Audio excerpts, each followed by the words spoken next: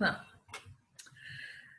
अस्सलाम वालेकुम जी, मैं हूँ आरज़ू काज़मी। आप लोग जैसे जानते ही हैं कि मैं जर्नलिस्ट हूँ और आज हमारे जो हमने एक ये गपशप कॉर्नर बनाया है जिस पे हमने ये डिसाइड किया था कि हम वीकली जो है कुछ ना कुछ वीडियोस डालते रहेंगे और उसमें हमें ज्वाइन करेंगे हमारे डिफरेंट जर्नलिस्ट से जो लोग हैं, जो जर्नलिज्म से रिलेटेड लोग हैं, जो वो भी हमें ज्वाइन करेंगे और इसके अलावा मीडिया के लोग और सीनियर एनालिस्ट, पॉलिटिशियंस। हम कोशिश करेंगे कि आप लोग जिसका नाम हमें सजेस्ट करेंगे तो हमारी पूरी कोशिश होगी कि हम उनको रिक्वेस्ट करें और हम इस छोटे से जो हमने गपशप कॉर्नर बनाया है इसमें लाएं और कोशिश करें उनसे कुछ सीखने की, उनसे कुछ सुनने की।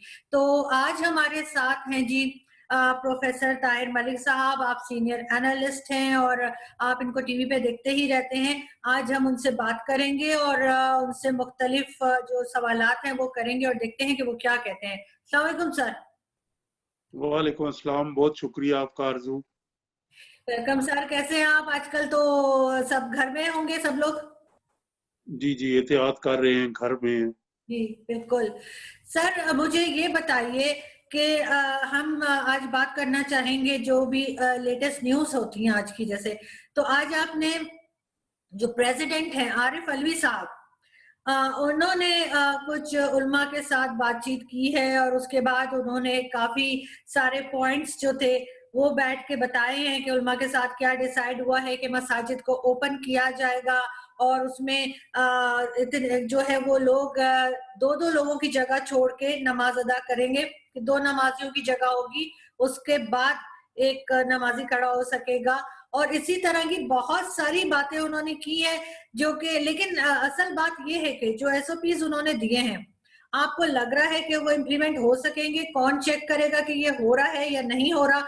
और एक चीज और सर, वो ये कि प्राइम मिनिस्टर साहब जो हैं इमरान खान साहब, वो हर थोड़े दिन के बाद एक नई तारीख दे देते हैं, एक नई डेट को अनाउंस करते हैं कि जी उस वक्त तक हमारे पास केसेस ज्यादा हो जाएंगे और हॉस्पिटल्स के ऊपर बहुत प्रेशराइज हो जाएंगे हॉस्पिटल वाले और बहुत ज्यादा उनके ऊपर जिम्मेदारी आ जाएगी। लेकिन साथ ही जो लॉकडाउन है उसको भी उन्होंने हल्का कर दिया है, तो लोगों को कंफ्यूजन हो रही है। सबसे पहले आप मुझे बताइएगा कि जो प्रेसिडेंट ने आज अनाउंसमेंट की है। ये अनाउंसमेंट जो है वो बड़ी मुफस्सल है और आपका सवाल भी बड़ा मुफस्सल है और उसमें 20-22 के करीब नुकात हैं, पॉइंट हैं। तो मैं ये कहना चाहूँगा मुख्तसरन, क्योंकि बहुत इसका तफसील तलब सवाल है, कि देखिए इस ज़िम्न में दो हमारे पास मॉडल आए हैं, एक सऊदी अरब का, दोनों ईरान का।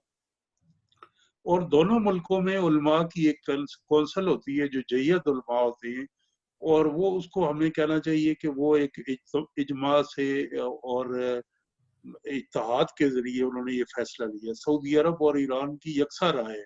वैसे देखा जाए तो जैसे कि सब आपके नाजरीन को पता है कि सऊदी अरब और ईरान की जो मुख्तलिफ मसलिक है उनमें मुख्तलिफ उनकी तशरीहात पाई जाती हैं, लेकिन इस मसले में उनकी एक ही तोजी सामने आई है और दोनों रियासतें उस पर अच्छा काम कर रही हैं।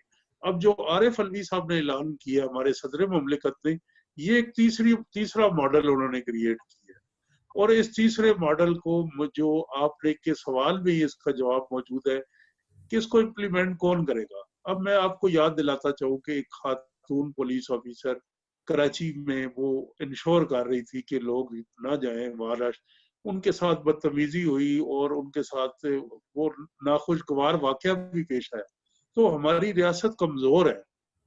जब लोगों का एक इकट्ठा या रश मस्जिद में जाएगा, हम कह रहे हैं कि यहाँ ये ना आए, बच्चे ना आए, बूढ़े ना आए, खांसी वाले ना आए, बुखार वाले ना आए, ये कौन इंश्योर करेगा? बिल्कुल। ये कोई इंश्योर नहीं कर सकता। और दूसरी सूरत हाल ये कि इतने ताकतवर लोग हैं कि उनके सामने पुलिस वाले भी डरते हैं कि मैं मकामी थाने में हूँ और मैं कहीं काफिर ही न डिक्लेयर हूँ। और हमने ये भी देखा है कि रियासत जो है वो गिव इन करती रही है पिछले 70 सालों में। जब भी उसकी अथॉरिटी को चैलेंज किया है तो रियासत ने हमेशा उनके सामने हथियार डाले। तो मुझे भी एक ऐसी सूरत हाल नजर आ रही है। इसका पस मंजर ये है कि एक रोयत हिलाल कमेटी के जो हमारे सरबराह हैं, जो एक सरकारी और आईनी इदारा है, हुकूमत का बनाया हुआ इदारा है, उसके सरबराह ने हुकूमत की राय का इंतजार नहीं किया और उन्होंने बयान दे दिया कि ये नहीं होगा वो नहीं होगा। तो ये तो ऐसी कि मैं अगर कोई सरकारी मुलाजिम हो और वो सोलो फ्लाइट लेते हुए अपने मुल्क के सरबराह का, इदारे के सरबराह का, हाकिम वक्त का इदारी न करे और वन वे ट्रैफिक चला दे, तो मुझे ये भी नजर आ रहा है कि कंसीड किया है आरिफ अलवी साहब ने, और इसके अंदर प्रैक्टिकली बड़े मसाइल पैदा होंगे वो हम नहीं देख रहे। बुनियादी नुकता ये है, देखिए मैं ये समझता हूँ कि रिलीजियस एक्टिविटी में स्टेट का मजहबी मामलात में, मजहबी इबादत में, उनके तरीक़ाकार में रियासत का किरदार होना चाहिए।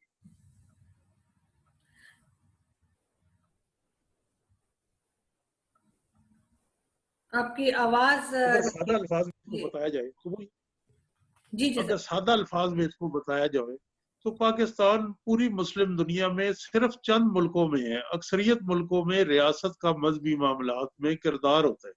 मसलन हम ये नहीं तय कर सके कि जो 5 अजाने हैं नमाज की अदायगी के लिए, उनकी औकात कार क्या होगी, लिहाजा हर आबादी में 1 घंटा तक अजानें होती रहती। बिल्कुल यही है। और हम ये नहीं तय कर सके कि ईद कब होगी, हम ये नहीं कह सके रमजान कब होगी।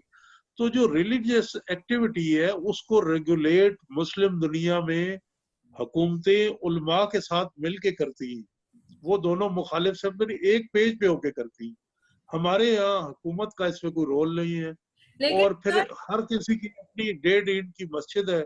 और इसको इकबाल इस खतरे को भांप गए थे, 21 अप्रैल आ रहा है, उनकी यौम वफात है, तो उन्होंने एक शेर कहा था, फिरका बंदी है कई जातें, क्या जमाने में पनपने की यही बातें हैं। इकबाल का वसाल हो गया 1938 में, आप मेरा इंटरव्यू कर रही हैं 2020 में, और आज भी ये शेर ये लगता है कि इकबाल ने हमें हमारे हरकतें देख के कहा है।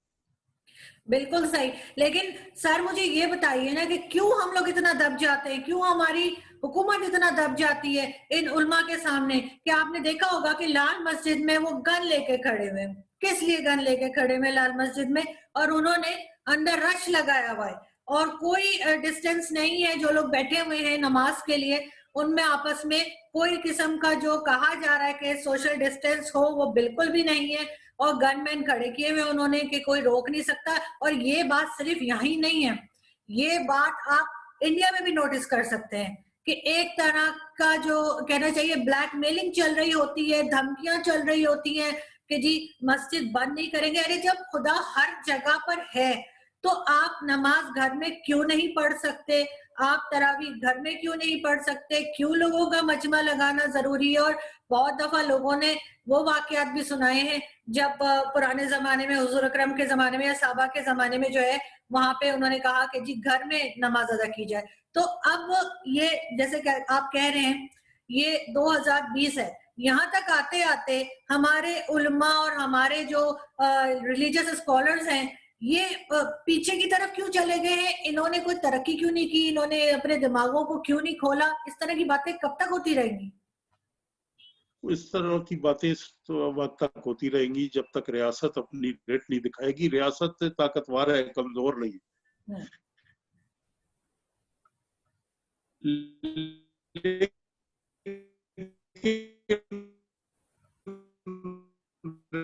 रियासत तजादात का शिकार है।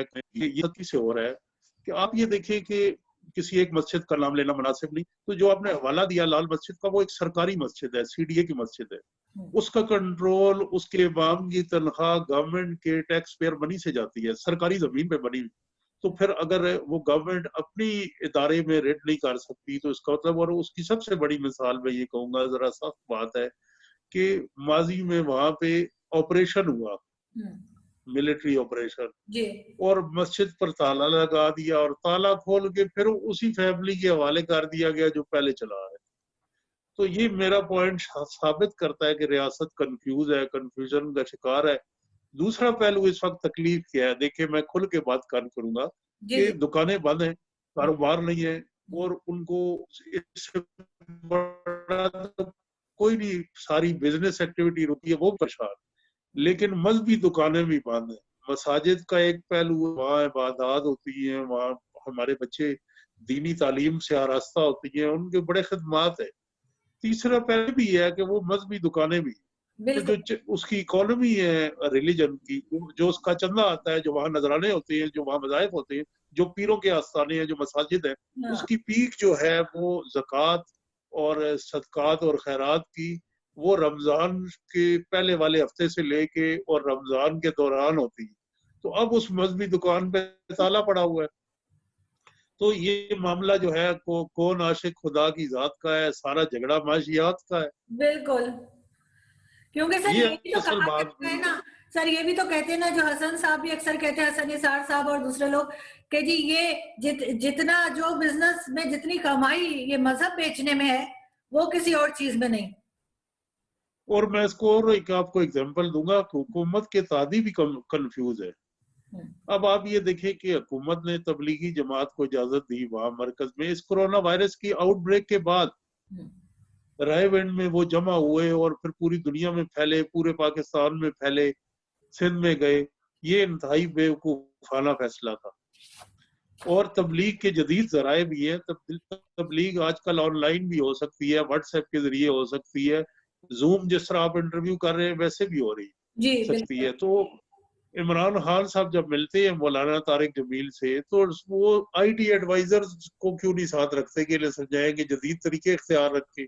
صرف یہ کہنا کہ جی وہ انہوں نے تعریف، عمران بڑا نیک ہے، فلاں بڑا نیک، ان باتوں سے آگے نہیں نکل رہے. دوسری بات یہ دیکھیں، حکومت کے تعدی ہے، کاف لیگ، پرویز الہی، چودھری شجاعت، انہوں نے کھل کے گورنمنٹ کی پالیسی پہ تنقید کی. انہوں نے کہا ہم علماء کے ساتھ کھڑے ہیں، تبلیغی جماعت کے ساتھ بھی ہم کھڑے ہیں، اور ہم اس کے ساتھ کھڑے ہیں جو علماء نے فیصلہ کیا مساجد کھولنے کا. یہ چند روز قبل چودھری شجاعت صاحب کا بیان آیا. تو اس سے کیا تاثر جائے گا؟ اور وفاق ایک طرف تو سندھ حکومت کی طرف پڑی ہے، دوسری طرف پڑی ہے، لیکن وہ اپنے اتحادیوں کی جانب نہیں دیکھ رہی کہ اتحادیوں کی کیا رائے ہے. اور اسی پریشر میں پھر یہ عارف علوی صاحب کا یہ موجودہ بیان سامنے آیا.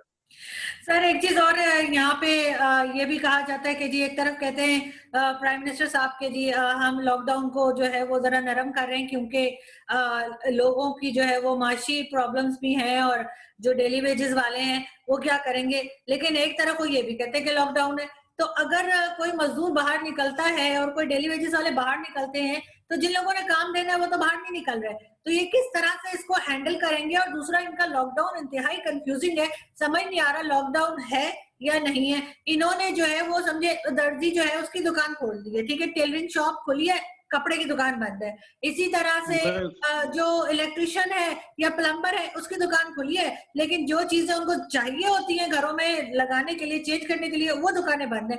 تو سمجھ نہیں آ رہی کہ یہ خود کنفیوز ہے، حکومت کنفیوز ہے، عوام کو کنفیوز کر رہی ہے، کہنا کیا چاہ رہے ہیں، کرنا کیا چاہ رہے ہیں، کچھ پتہ نہیں لگ رہا. یہ اصل میں سمجھتا ہوں کہ بڑے لیڈر اور بڑے جو لوگ ایون علم و ادب سے تعلق رکھتے ہیں وہ رجوع کر لیتے ہیں. عمران خان صاحب اچھی نیت کے آدمی ہیں، ان کی اگر غلطی ایک لاک ڈاؤن کی ہوگی تو اس بات سے آگے نکلنا چاہیے. اب آپ دیکھیں نا، میں خود ایک ٹیچر ہوں، روز آپ ٹی وی پہ آگے کہے میں لاک ڈاؤن کا یہ مطلب ہے، یہ نہیں ہے. اب پلوں کے نیچے پانی آگے چلا گیا. دیکھیے آپ ایک طرف تو کہہ رہے ہیں کہ جی لاک ڈاؤن نہیں ہونا چاہیے، دوسری طرف آپ نے دیکھا کہ صوبائی حکومتوں نے لاک ڈاؤن کیا، آپ کی اپنی پنجاب حکومت نے کیا، اور لاہور کے کچھ ایریاز سیل کر دیے. اگر وہ پہلے سیل کر دیتے تو اتنا وہاں آؤٹ بریک نہ ہوتی. تیسری بات یہ دیکھیں، لاک ڈاؤن کرفیو نہیں ہے. لاک ڈاؤن کے اندر پوری لسٹ ہے، پیٹرول پمپ کھلے ہوں گے، ہاسپٹل کھلے ہوں گے، لیبارٹری کھلی ہوگی، فلور مل کھلا ہوگا، کیمسٹ کھلے ہوں گے. تو اسی کے اندر دیہڑی دار مزدور بھی آ جاتے ہیں.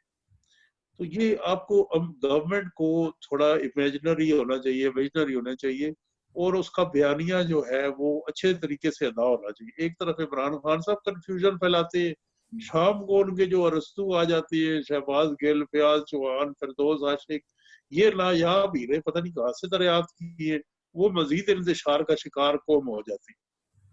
سر آج کل تو آپ دیکھ ہی رہے کہ فگرز بھی کس طرح کے آ رہے ہیں، یہاں تک کہ جو میڈیا کے لوگ ہیں انہوں نے بھی جو ہے وہ کہتے ہیں کہ جی 61,000 ٹیسٹ ہوئے ہیں، اس میں سے 5 لاکھ پازیٹیو آ گئے ہیں. اسی طرح سے وزیر اعظم کہتے ہیں کہ 195 کو مر جانا چاہیے تھا لیکن وہ نہیں مرے. اور اس کے بعد ایک اور آ کے کہتے ہیں کہ جی جو ہے 15 ٹیسٹ ہوئے ہیں اس میں سے 22 پازیٹیو آئے ہیں. تو یہ سب کے سب اتنے گھبرائے ہوئے ہیں, عجیب عجیب قسم کے سٹیٹمنٹس دے رہے ہیں, اس کو آپ کس طرح سے دیکھتے ہیں؟ اور دوسرا سر, اگر اب اس وقت جس طرح سے مساجد انہوں نے کھولنے کا کہہ دیا ہے, چاہے انہوں نے جو بھی طریقہ بتایا ہے, تو اگر اب وائرس سپریڈ ہوتا ہے تو کون ذمہ دار ہوگا؟ نہیں, اس کا ذمہ دار ہمارے ایک صحت کا نظام بھی ہوگا کہ جو ہم نے پچھلے 70 سالوں میں ماضی کی حکومتوں نے بھی اور اس حکومت نے جو ہم 2% خرچ کر رہے ہیں. ہمارے پاس دیکھیے آپ کے 30 سالوں میں ہمارے شہروں کی آبادی کدھر جا پہنچی.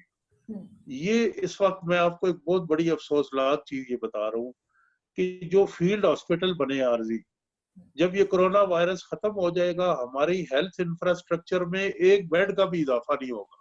عارضی چیز بنی ہے, جس طرح میں آپ کے گھر کے باہر خیمہ لگا لوں تو خیمہ کھاڑ کے واپس آ جاؤں گا, آپ کے گھر کے کمروں کی تعداد تو نہیں بڑھے گی. مسئلہ یہ ہے کہ اس وقت ہم افریقہ کے ملکوں سے بھی کم خرچ کر رہے ہیں ہیلتھ میں, اور پورے ریجن میں بنگلہ دیش, انڈیا, ان کے مقابلے.